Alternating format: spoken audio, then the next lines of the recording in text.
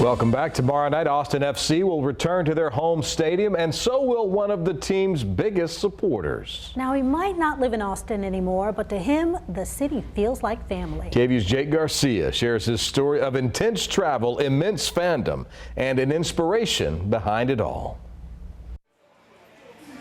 It's 1 o'clock in the afternoon, and Del Rio native Carlos Trevino-Frank is a long way from home. He's beaten the pregame rush to Hop Squad Brewing.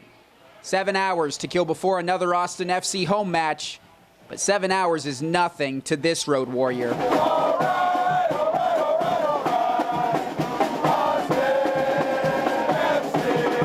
Carlos is what soccer fans call a capo. His job is to sing. It's something that you kind of have to pace yourself. And chant. We gotta hydrate, we gotta hydrate. Non-stop for 90 minutes. As capos, we have to bring that energy. You know, the crowd feeds off of us and we feed off of them. He's been to 5 of 7 home games. All the more impressive when his home is 600 miles away. So I live in Springdale, Arkansas.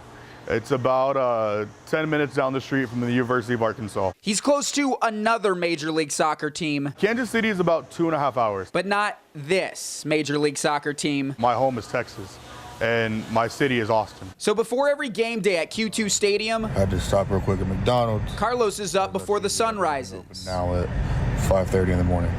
His wife Ashley along for the ride today for the first time. I've come to realize that there's no normality when it comes to my husband. 8.5 hours from Arkansas Crossing over the Red River to Austin. and this welcome to Texas sign right here on the left.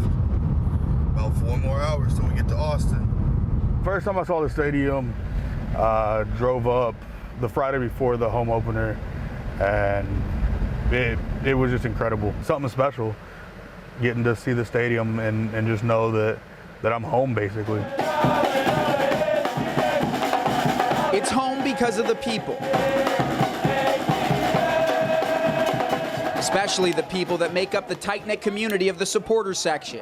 They've embraced me with open arms, and you know, a lot of the Los Verde members are like family. A family that's helping him honor a family member. Her name was Yvonne. Carlos's grandmother. She passed in 2012 due to lung cancer. Yvonne was 65, a huge soccer fan who made sure her grandchildren felt the same. My favorite memory will always be watching any U.S. versus Mexico game with her. She was torn.